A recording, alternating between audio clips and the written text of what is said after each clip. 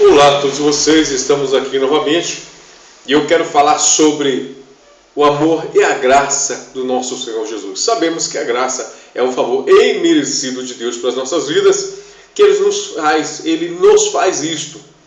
Eu quero falar agora para você sobre algo muito importante. A importância que o Senhor Jesus ele deu e mostrou para os discípulos terem para com as almas, para com as pessoas que ouviam a palavra. Hoje são quantas pessoas que vão nas igrejas, que saem das igrejas, elas vão ali, levam o seu dízimo, a sua oferta, o seu voto. E o que acontece que após elas levarem o seu dízimo, a sua oferta, pessoas de idade, de manhã cedinho, 5 horas da manhã, 4 horas da manhã, vão na igreja, entregou o seu dízimo, o pastor, a bispo, o apóstolo, fez a reunião, arrecadou o dinheiro dela, e a primeira coisa que ele faz depois que terminou a reunião, vão com Deus. Um abraço. Nós vamos nos ver no final da campanha. Persevera que a vitória vem. E a pessoa chegou ali do mesmo jeito que ela chegou ali, fisicamente, saiu de casa, não tomou um café, saiu ali daquele frio, e ela volta daquele jeito desfalecida.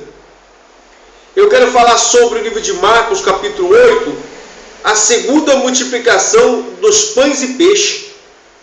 E fala assim algo muito interessante. Naqueles dias, havendo uma grande multidão, e não tendo o que comer, Jesus chamou a si os seus discípulos e disse-lhe: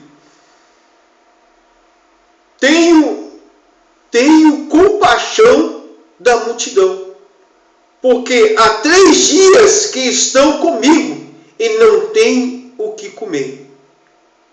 Eles vinham até o Senhor Jesus teve o que? Compaixão. Ele se compadeceu, sabendo ali da situação física das pessoas. E logo ele chamou os discípulos e explicou a eles. Quantas são as pessoas que vão nas igrejas e o pregador, o bispo, não tem compaixão. Não tem compaixão daquela alma. Não tem compaixão daquela senhorinha, daquele senhorzinho. Do jeito que eles chegaram de madrugada no frio, pegaram a sua aposentadoria, puseram no envelope, do jeito que chegaram, quando terminou, tchau. Cadê a compaixão? Cadê a compaixão para com estes que são povo? E aqui diz que naqueles dias, havendo uma grande multidão, não era uma grande multidão, eram milhares de pessoas, e Jesus teve compaixão. Aí vemos em igreja, o cara tem 50, 100 pessoas, 30, e não manifesta a compaixão de Cristo. A pessoa vem de longe, está ali. E o que é a compaixão de Cristo? Vamos ver aqui. Diz assim: e se deixar ir em jejum para casa, desfalecerão no caminho, porque alguns deles vieram de longe. Jesus falou: não vou deixar esse povo sair daqui, essas pessoas saírem daqui, elas receberam a palavra agora, mas como que elas moram longe? Elas vão desfalecer no caminho, eu preciso fazer alguma coisa. Além de elas terem a alegria da palavra, elas vão ter a alegria agora da compaixão, o amor, a preocupação que eu tenho do momento que elas pisarem o pé deste lugar para ir em direção à sua casa, em direção aos seus afazeres. O Senhor Jesus estava ensinando isso para os discípulos, para aqueles que estavam ali. Olha, se eu deixar eles ir, vão desfalecer, não posso fazer isto. Então que você tome isto como exemplo, você que tem aí na sua mão a responsabilidade como um pregador, aquele que leva a palavra, aquele que tem o cajado na mão, só quer dar porretada nos outros às vezes, só quer puxar o pescoço dos outros às vezes, mas Jesus manifestava compaixão. O cajado é para conduzir, para não deixar ir por tal caminho. E os seus discípulos responderam: de onde poderá alguém satisfazê-lo de pão aqui no deserto? Até os discípulos que já tinham visto os milagres, as situações que Jesus havia mudado, transformado, eles disseram: mas aqui no deserto, quem ia poder satisfazer? Aqui no deserto? Satisfazer de pão? Aqui no deserto? Não importa a situação, não importa o local, para Jesus fazer, Ele faz no deserto também. Ele faz no deserto. Talvez o pregador que está me ouvindo, ele está vivendo um deserto. E esse deserto que ele está vivendo aí, mesmo no deserto, o Senhor, Ele multiplica. Ele faz com que haja ali a multiplicação. Para Jesus, no deserto ou não, Ele te faz vencedor. Ele vence as situações. E eles disseram: mas onde poderá alguém satisfazer de pão? Aqui no deserto? Logo aqui neste lugar? Será que pode acontecer? Não vai, não tem como, não tem lógica. Para Jesus não existe lógica humana. Ele diz mais assim: e perguntou-lhe: quantos pães tende? E disseram 7. E ordenou à multidão que se assentasse no chão. E tomando os 7 pães, e tendo dado graça, partiu-os e deu aos seus discípulos para que o pusesse diante deles. E puseram diante da multidão. Olha para você ver. Jesus pegou, abençoou os pães, deu graças. Eu disse a graças, quando a pessoa dá graças, obrigado, Senhor, por esse favor. Quando a pessoa dá graças a Deus, porque todas as vezes que Jesus deu graça, era a certeza de que o Pai estaria fazendo um favor, de que o Pai estaria sendo glorificado, de que seria aquilo, embora não merecêssemos, mas ali a manifestação do amor e do favor do Senhor. E Ele pôs diante da multidão. É para você. Nem uma garrafinha de café com leite para os velhinhos de manhã que vão na igreja, na hora da saída do culto, não tem. Nem um pãozinho, uma bolachinha no final do culto, não tem. Eles vêm de manhã sem comer nada, tomar café, sem nada. Você pegou o dízimo, pegou a oferta, fez o voto, pegou o voto. E isso foi importante.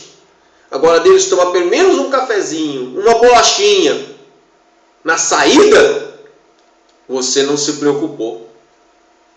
E Jesus estava dizendo: não se preocupai não somente com a palavra, mas também em alegrai-vos a eles.